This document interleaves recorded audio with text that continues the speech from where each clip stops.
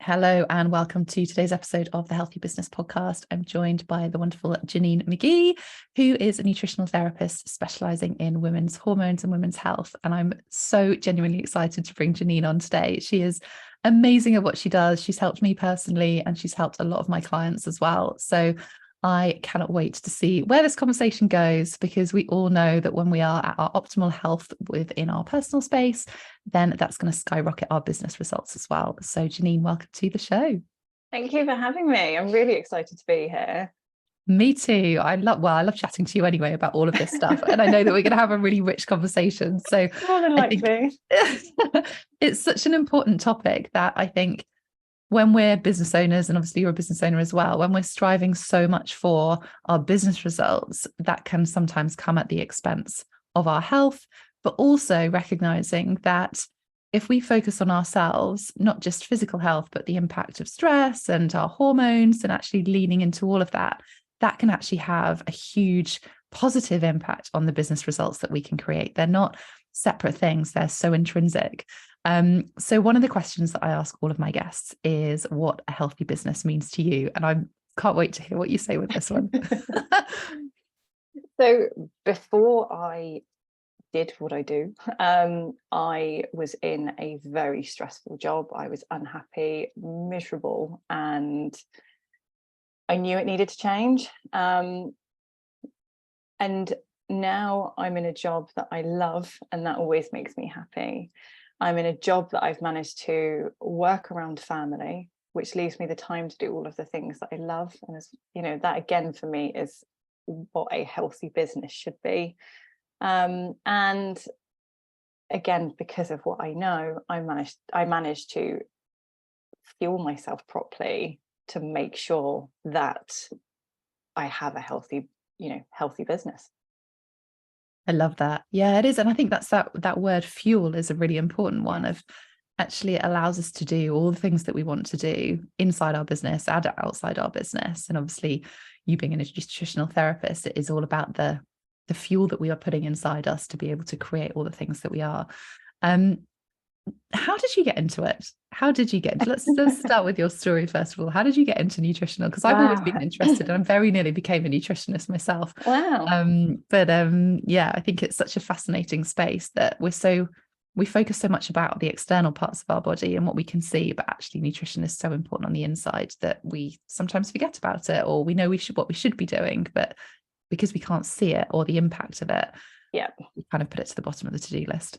Oh, 100%. So I actually worked in accounts before I became a nutritional therapist, so they couldn't be further apart. Very different. And I was so unhealthy. I had long-term chronic gut issues. I had severe anxiety to the point I was on medication. I pretty much spent about 6 to 8 months back and forth to the GP, and I was prescribed one pill after another to the point I felt like I was rattling and nothing was really working. And every pill that they gave me just seemed to give me more symptoms that then needed something else to fix it. Yeah. And it got to the point where I was like, enough's enough. And I started, doing what I tell all of my clients not to do and Googling. And I stumbled across nutritional therapy and how diet could essentially transform your health. And I started, one by one making changes, and it worked. And the clouds started lifting. The gut issues were significantly improving. The anxiety was, pretty much non-existent. And I was like, actually, I hate my job, and I've managed to change my life in just a few months. There's got to be other women out there like me. Yeah. I think I finally found my calling. And so I then went off to study at the College of Naturopathic Medicine. And the rest is history. And, during the time whilst I was studying, I uncovered loads of additional problems that I genuinely wouldn't have known about had it not been for studying. And I've never looked back. And then I graduated when I was 8 months pregnant with my son, and thought this really is not the time to be starting a business. And our nutritional needs change when we're pregnant as well. Oh, So it's a whole load of different 100%. case studies to do in one. Yes.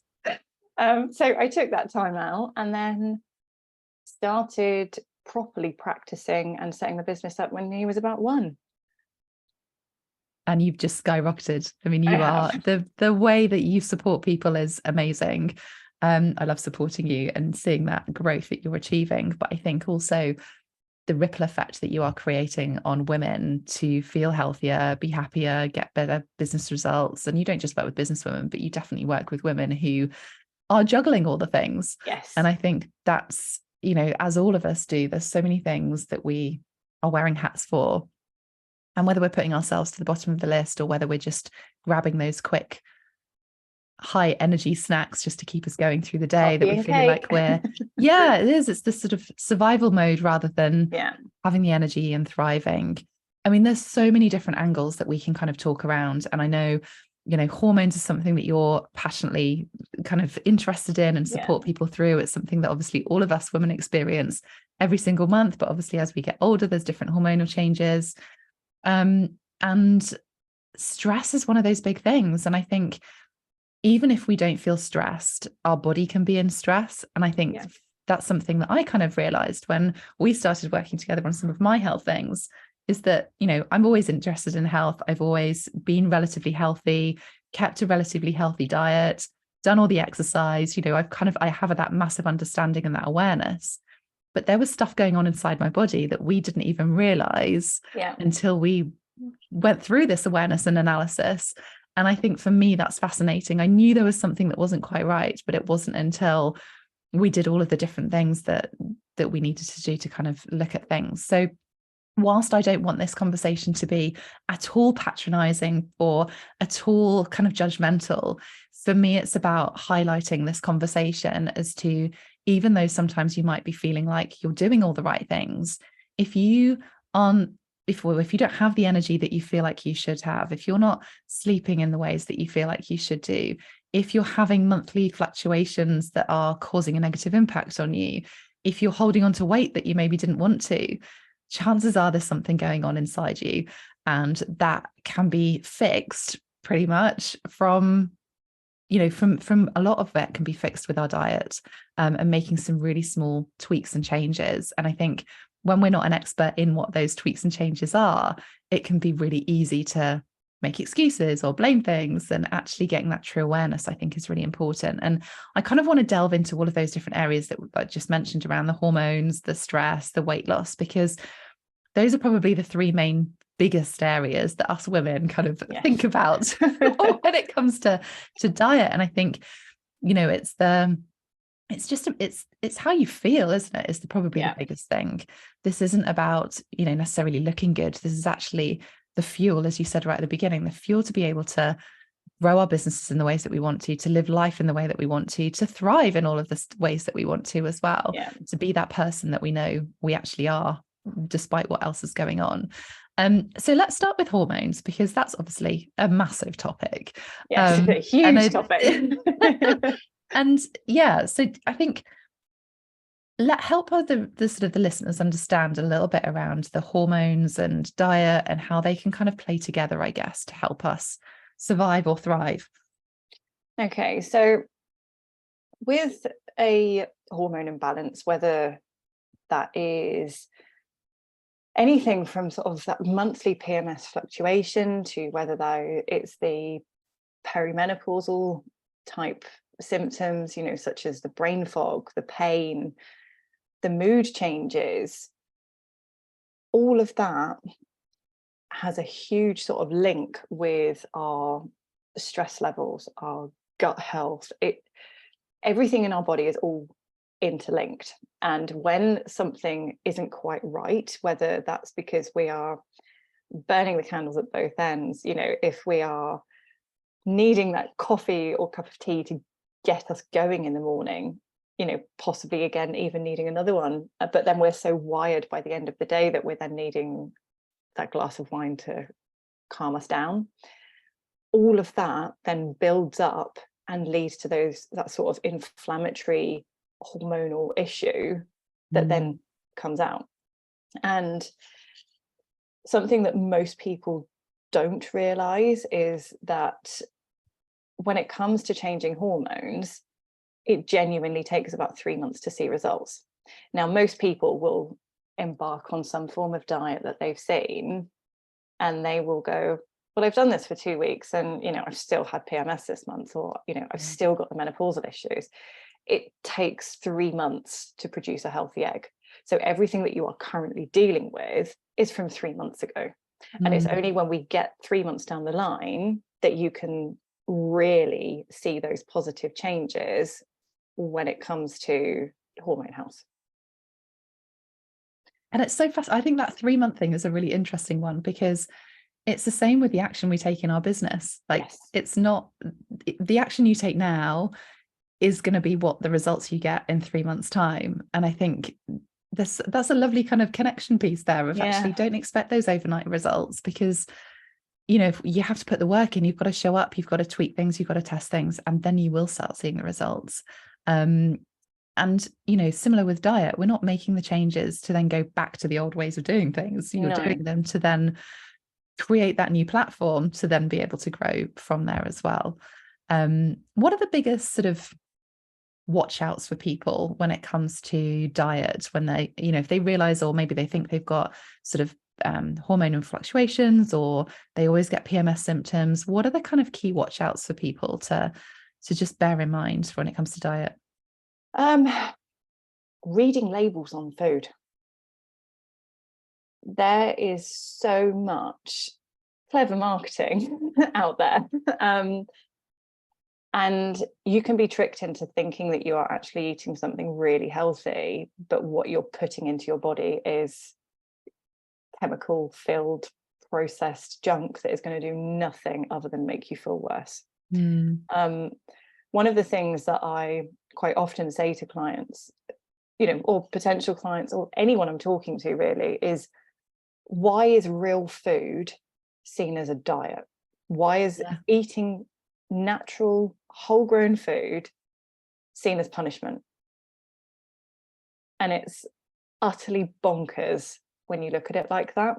Yes. So the first thing that I sort of get people to do is, I hate the term clean eating, but it's essentially to clean up the diet. It's to incorporate real food for every meal and the snacks. It's to avoid all of the, highly inflammatory foods. Now, because I do a lot of work with hormones, I'm not a huge fan of dairy. Don't get me wrong, I can appreciate a good slice of cheese, but I don't consume it regularly for the simple reason that dairy it's highly inflammatory. It's also, it can raise our insulin levels. And when our insulin levels are raised, that then competes with our cortisol levels. Now, our cortisol is our stress hormone, for those of you that don't know. And cortisol and insulin tend to have this sort of ongoing battle with each other as to who could be highest. So when our insulin levels are high, cortisol goes, hang on a minute, I want to be high too. And then vice versa. And this is why when we're in that sort of highly inflammatory, highly stressed state, the food that we eat can play a huge part in that by essentially raising those stress levels. And when they're raised, you then get the knock-on effect of the unbalanced hormones and just that constant feeling of being in survival mode. Yeah. Which none of us want to be in, let's be honest. No. It's a much nicer space, feeling like you're in control, having the right energy, feeling like you're in flow.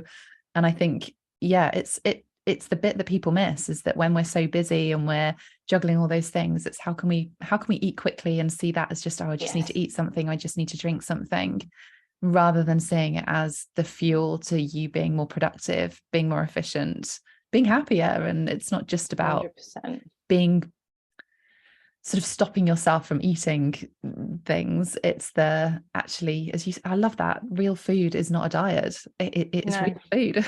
Yeah. it's fueling you in the best possible way. Yeah, so important. What are the, and I'm going to use this phrase because it's the thing that people are often looking for, even though we've just spoken about the fact that it's not an overnight thing, but what are the kind of quick wins that people can make, like the quick changes or the quick obvious things of just, if people are listening to this and going, oh my goodness, it just sounds hard. Of course I want all of those things, but actually it just feels hard. What are your kind of suggestions to make things feel a little bit easier, or to start from making those little changes, those tweaks? Protein with every meal. Absolute game changer. Very few of us eat enough protein. Now, to put it into perspective, we need roughly 1.5 grams of protein per kilogram of body weight per day. Now, if you're, and again, no judgment whatsoever, you will never get any judgment from me. And if you knew my diet before I started this, you would laugh. When we're sort of starting the day with a slice of toast with some jam on, or we're having a bowl of cereal, there is zero protein in that. So again, going back to sort of the explaining of it all, when we're starting our day with no protein, we're then spiking our insulin levels. So by making sure that that first meal of the day is protein rich, you're already setting yourself up for success. So some of my favorite breakfasts include things like a 3-egg omelette with some pre-roasted veg. You can batch cook loads of roasted veg at the weekend, leave it in the fridge. It will keep for pretty much all week. And just chuck a handful in a 3-egg omelette and it's done in 5 minutes. Or you can make something like a smoothie, but putting in some protein powder. I always opt for a vegan blend based on the previous conversation of the dairy stuff, but there are some really good quality ones out there. And even having that, chucking in a handful of greenery, it doesn't have to be complicated to see the results. Overnight oats is another one. Just again, the night before, chuck approximately 40 grams of oats into a bowl, put some almond milk on, chuck in a handful of nuts, chuck in a handful of seeds, mix through some nut butter, handful of berries, leave it in the fridge. Then all you've got to do in the morning is take it out and eat it. No caffeine on an empty stomach is another quick win. And if possible, switch to decaf. You will have a headache for a couple of days whilst you're going through the withdrawal, but it's so worth it. And again, that stops you on that sort of energy level spike throughout the day. A quick win for lunch is, some either leftover meat from the night before. Grab a bag of salad, chuck that on. And again, if you then want to use some of the roasted veg that you've chucked up previously, add that on, spoonful of hummus, job done. If you're vegetarian or vegan, tin of butter beans, some pesto, stir fry it all, add that with a salad. You've got your protein rich lunch and it's taken you 5 to 10 minutes. Again, cooking and meal planning, it doesn't have to be complicated. It's just essentially having like a list of go-to meals that you can put on your fridge and go, I know I've only got half an hour, what meals can I make in 5 minutes? So yeah, protein with every meal is absolutely game changing, and I can almost guarantee that if you start incorporating a decent amount of protein with every meal, you will see the results quite quickly. Making sure that you're focusing on the sort of hormone supporting nutrients, so things like magnesium. Magnesium it's nature's tranquilizer. It's good for stress support, it's good for energy levels, it's a good all-rounder. And again, I don't think I've ever worked with anybody and not incorporated magnesium into their diet. So the foods that are rich in magnesium are things like nuts, seeds, oats, all of the leafy greens, brown rice, quinoa. So again, if you're someone who's super stressed, making sure that you're getting a magnesium rich food alongside your protein, you will start seeing the differences. The zinc rich foods, again, can be a really great hormone support. So that's things like pumpkin seeds, eggs, and selenium. Selenium is great for our thyroid. And when we're super stressed, our thyroid usually takes a bit of a hit with that one. So 3 Brazil nuts a day as a snack. And then you're hitting your daily requirements for selenium, which is working wonders on your thyroid and your hormones. Such simple little things, aren't they? Just, Yeah. 3 Brazil nuts, just eat those at some point during the day. I love it. Yeah. I think it's fascinating how quickly and easily you can make changes and tweaks with just a little bit of insight. And of course, we'll caveat that with, there are obviously making sure that you are, or there could be other things going on, but start with these, because if these things can work for you, then everything feels so much better very, very quickly. 100%. It kind of is a good segue, I guess, into that energy piece, I think, because, when we're talking about hormones and that link of actually what we're eating, breakfast is one of those meals that people do have the toast and the cereals, and actually changing that and having more protein in there. This was a massive game changer for me, of actually recognizing, that mid-afternoon slump is one of those things that a lot of people have. And I remember thinking, gosh, it doesn't matter what time I have my lunch, I will always get a knock-on effect of a slump at some point, normally about half an hour to an hour after I've eaten lunch, whether I have lunch at 11 o'clock, whether I have lunch at 1 o'clock, 2 o'clock, whatever, that would always come in. I always thought it was related to lunch, but actually it's so much more related to breakfast. Yes. And that's really fascinating for me, of just it's not what you're eating just now to then have an effect on our energy. It's actually what we're eating throughout the whole day, and also even what you ate yesterday.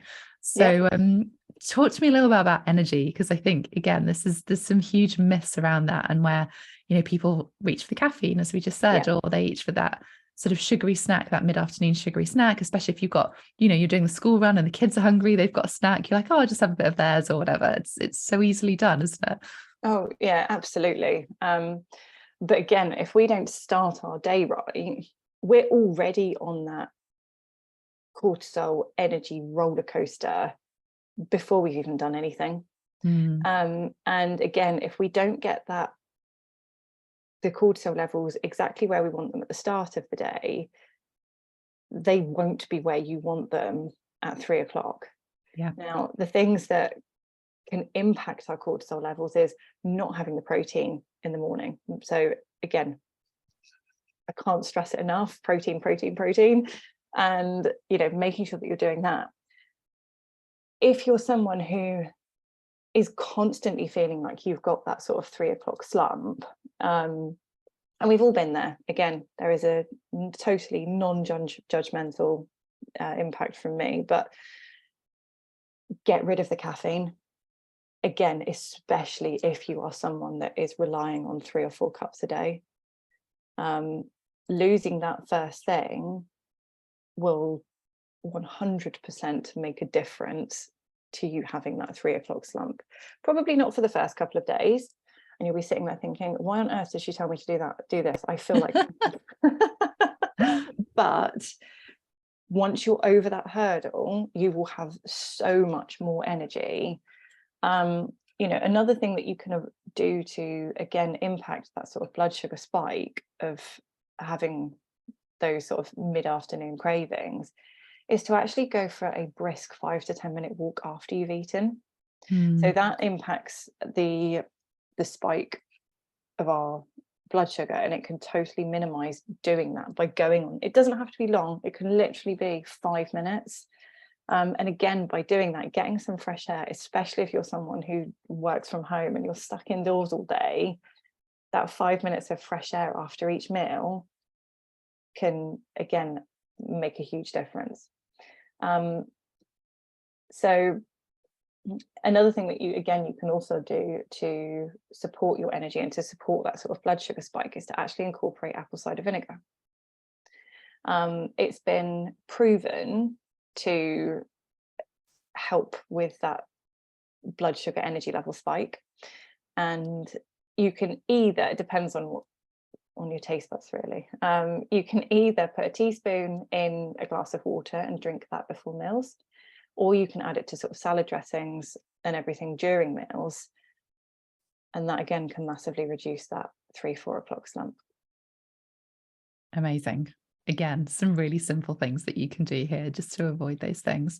I think the hardest one for a lot of people is probably that caffeine, isn't it? Because I know Yes, with that sort of addiction, it's hard to give up. coffee and teas and all the rest of it, and just even just switching it and just starting somewhere, it does have a massive difference. So yeah, give that a try.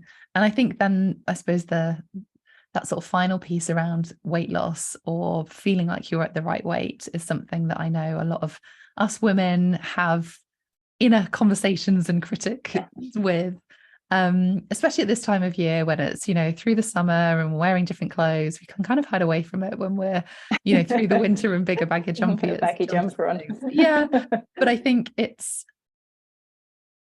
in some ways it's linked to, what we were talking about earlier around hormones, but I don't want people to think that that is a sort of a reason or as an excuse, because we know our bodies change as we get older, but there are some things that we can do.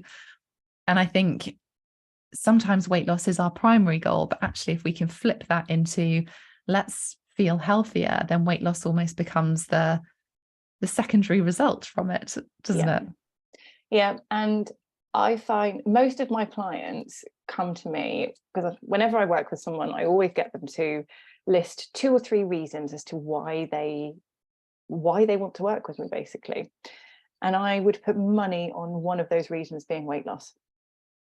Now, what most people don't realize is that you won't ever see your true weight until you have dealt with everything else going on. Now, whether that is gut issue, so if you're someone who finds that they're bloated after most meals, if you're someone who's super stressed, if you're someone with a hormonal imbalance, you won't ever reach your true weight goal without dealing with that first. And most of the people, when they get to the end of working with me, they will always say, I came to you wanting to deal with weight, but actually I've realized that there's so much more to my health than that. And now not only am I the weight that I want to be, but I also have so much more energy than I've ever had. And it's almost switching your mindset, really, and looking at, actually, if I can get my energy levels better, then I'm going to have, more of an inclination to actually go and do the exercise. I'm going to be able to do this. If I haven't got that brain fog feeling, I'm going to sit at my desk and be able to actually focus. If my mood isn't, unstable, not only am I, going to lose that sort of anxiety type feelings, but I'm also going to have, more headspace and be able to actually be present at home and not just constantly have my head spinning. And when you start looking at all of that, the weight side of it becomes less important, but it happens naturally. Yeah. It's such a big thing, I think, isn't it? And it's it is. It's such a female trait because of the world that we live in, where, social media, the full media and journalists, it's all about, picking up on celebs, what they look like, and doing the analysis of body shapes and all the rest of it. And I think it's a tough mental thing that if you're not quite where you want to be from a physical appearance, then actually we hold on to that. We do the fad diets and all the rest of it. But actually, as you say, if we flip that and look at what the other results are, like the energy, like being more productive at work, getting the results within our business, not having that mid-afternoon slump, the tweaks and changes that you can make, of course, are going to enable you to lose weight, but they're going to have such a bigger impact on all of the stuff that you want to do and create the business results that you're wanting to as well. Yeah. And that's it. It's looking at your overall life, not just what you look like in the mirror. Yeah.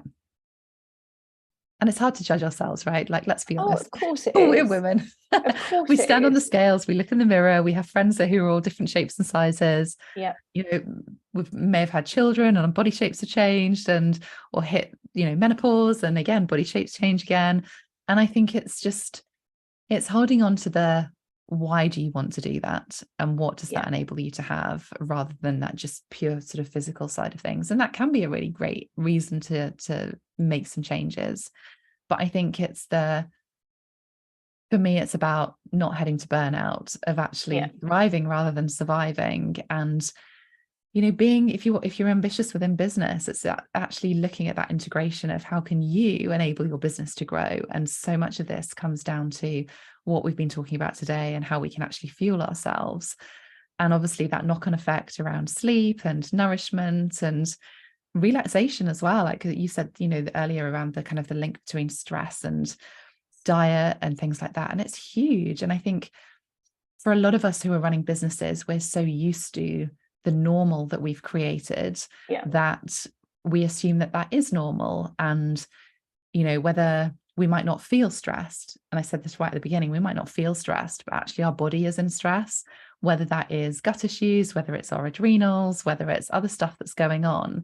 And for us to be able to propel our business forward, we have to be aware of what we as business owners and how we're operating as well, which is why I love working with you personally and kind of delving into some of the stuff that's been going on for me. But I think also just in some ways it's never ending. Like as women, we are going to go through those hormone fluctuations every single month, but as we get older, so we want to have that awareness. We want to try different things and, you know, explore how you can make your business be more successful. And so much of it comes down to ourselves and focusing on ourselves. And you run an amazing program called Female Focus, which is purely about women's health and helping us navigate all of the stuff that we've been talking to. If people are listening to this and going, okay, this has brought up quite a few things, there's a few mirror reflection moments here that I feel like I just need to have some support, that I don't really know where to start, or I may be feeling some of these things that we've explored today, but I feel like I'm eating healthily, I feel like I'm doing exercise, I feel like I'm doing all the things, but I'm still not feeling how I thought I should be feeling by doing all those things.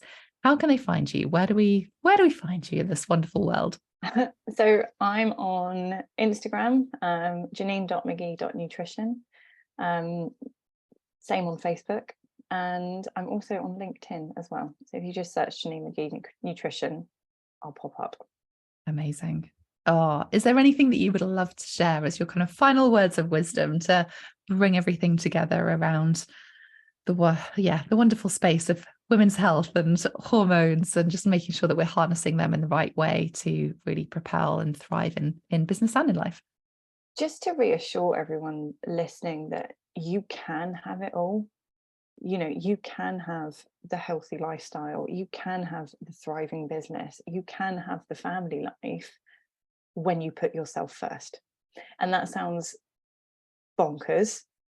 And, you know, I'd be lying if I said that there weren't times that I forgot that. But actually, when you focus on supporting your own health, everything else thrives. You are the most important cog in that wheel, right? Yes. Yeah. And, you know, we have to remember that as women, we are natural caregivers. It's born into us. We can't help it. But equally, we have so many people that look up to us, you know, whether that's colleagues, children. And if we're not doing everything that we should be, we're not setting the best example. Mm. And it's trying to almost incorporate that into, actually, this needs to be part of my business day.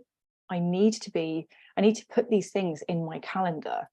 You know, make sure that you're blocking out enough time to go and make that healthy lunch. Make sure that you've blocked out time to go and do that exercise, because I can guarantee that if you do, you will be so much more productive, and you will start seeing the results in your business that you didn't think you could. It's funny you say that, actually, because the busier I get, and if I notice that I've got a super, super busy week or couple of weeks, I always add more exercise or more time in for me. And for most people, they were like, how do you fit that in? How do you do the time? And I'm like, I know that I have to do this for me to be able to deliver all the things that I have to deliver in the next couple of weeks. Whereas for most people, it's the first thing that goes off the to-do list. And I really want to invite you to think about what you need to perform at your best and make sure that that is in your diary. as an absolute minimum, because when we do that, we can thrive. And as you said, we can have it all. We really can do. And just having that awareness as to what makes you thrive and what makes you feel good is absolutely going to be the game changer. Oh, Janine, I've loved our conversation. We could talk about this all day. Oh, I know. So many things, but do feel free to reach out to Janine. She is amazing at what she does. As I said, she's helped me massively on things that have highlighted that I didn't even know was going on. And I always knew that I was pretty healthy and, nothing massive or major that's going to impact me, but stuff that I need to be aware of and really focus on. So do reach out to her. She is incredible. Her female focus program is incredible as well. But if you've been listening to this and think that there is someone that might want to listen to this as well, that you've taken a lot from it, please do leave us a review. Please do share this link with a friend or a colleague or someone, as I said, that you think would be finding this useful conversation to hear. Thank you, Janine, again for joining me on the Thank Healthy you for Business having podcast. me. And I will see you all very soon on the next episode. Bye, everyone.